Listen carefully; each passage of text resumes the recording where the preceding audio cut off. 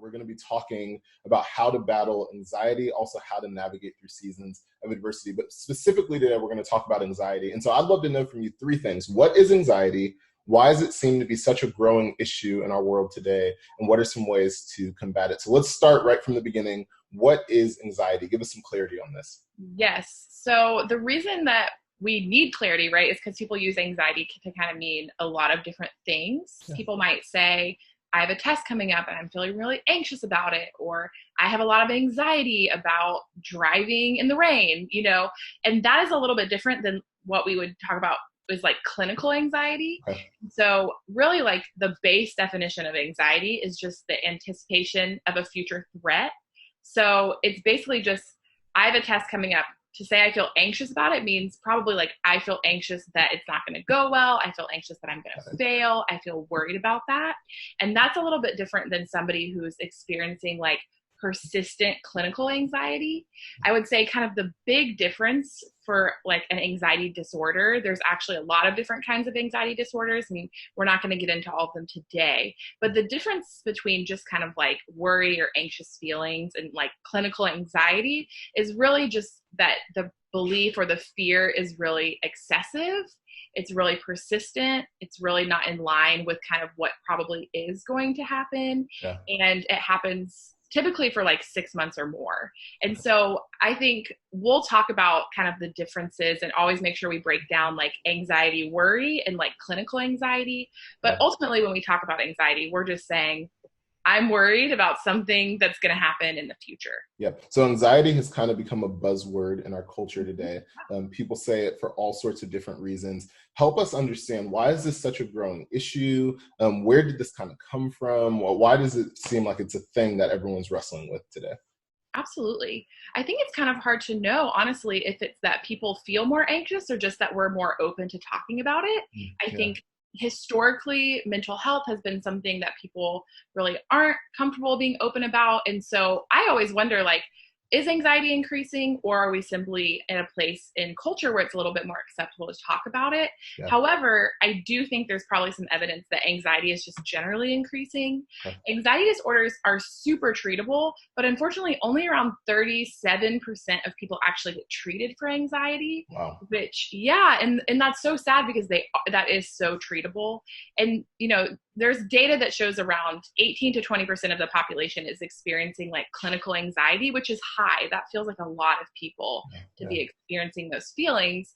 I think we live in, especially our Gen Z, our millennial people who are coming up, high pressure world, whether that's financially, job security. It's a really scary world, like all the time on the news, school shootings, police shootings, right now we're in a time of COVID-19. So it's just like really, really scary, accompanied with the fact that there's just this unlimited amount of information that we can access. And so I think we also just have more knowledge of how scary the world is. And so of course that's going to increase our anxiety as well. Yeah. So what do we do about this? What are some practical ways? And I know in our course, Lemons to Lemonade, we're going to unpack this in 5 different modules and talk about some very practical ways, but just at a surface level, how are some things, or what are some things that we can do to combat this? Absolutely. So I come from a school of thought that our holistic health is super, super important.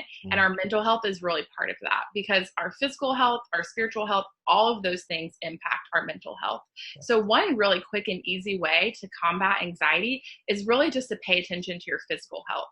Anxiety is a super physical thing, right? Like we feel it in our bodies. It's actually like this fight or flight response that we feel.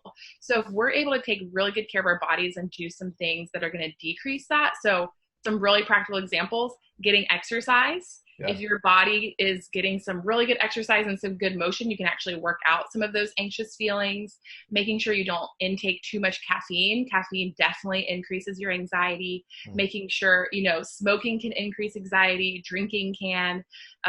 So those are some really practical ways to take care of our physical selves. Yeah. I would say deep breathing is really, really good. Meditation, prayer, whatever that looks like for you, because what that does is it really slows down your body in a world where it doesn't the world doesn't want our bodies to be slow. Yeah. The world is like, go, go, go, go, go, intake, intake, intake, work, work, work, work, work.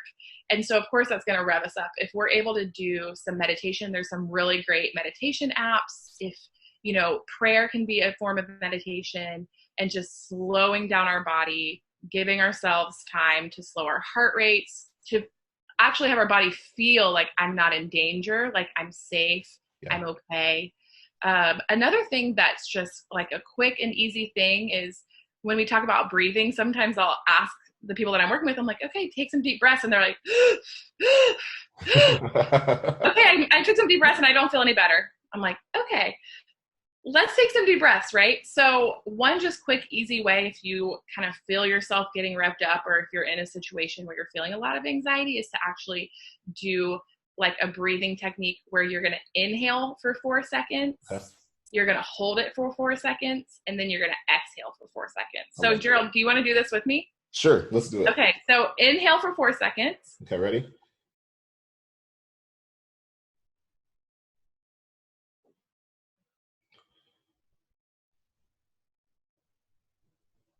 How do you feel after you did that? That was honestly relaxing. I'm not just saying that because we're doing a video right now. Like, it actually felt pretty good. I don't know that I've actually ever done that before. Yeah. So it's crazy how even just doing that once, and I would recommend to do it more than once, and to just sit there and give yourselves a couple of minutes to do it. But we often don't take any time in our day to just stop and think, like, how is my body feeling? How can I check in with myself? Because honestly, Gerald, I find that when I do that, I'm like, okay, my shoulders are like here, right? If I take time to say, okay, I'm going to let my shoulders relax. I find that my leg is typically like moving a mile a minute. If I just take time to breathe, that's good, and relax, then I can really reduce the amount of anxiety that I'm feeling in the moment. That's so that is like the tip of the iceberg. The great thing about anxiety treatment is that it is so well researched, it is so practical, and honestly, it's so easy to do some really awesome activities that can really decrease your anxiety. So I get really excited when I talk about treating anxiety because it's so treatable, and because people don't always access the things that they need to help themselves just feel less anxiety. That's good. Hannah, both of us are Christians. Tell me a little bit about how faith works with anxiety and adversity as well. Absolutely. Well, if we talk about anxiety is this fear of the future, right? As Christians, we know that our future is promised. We know that God has overcome the world. And so that is something that we can really take heart in and really embrace. Yeah, that's good. Integrating spirituality is so important in your mental health. I mentioned your physical health, your mental health, like those are like this. You can't separate those. You can't just pull one out. I was thinking about this earlier. It's kind of like a chair with 4 legs. If you take one of those legs away, that chair is going to fall. Right. It's not going to be helpful. And so I think as Christians, just reminding ourselves of God's promises and ways that he has already told us, don't fear, I've overcome the world. He says, don't worry. Look at how well I take care of the flowers of the field and how well I take care of the birds in the air. And so there is an amazing amount of scripture that just encourages us and reminds us that, anxiety might be a part of our story or a part of our lives, but even in that, God has already overcome it. And I believe God has given us these mental health tools as a way to kind of work through it as well.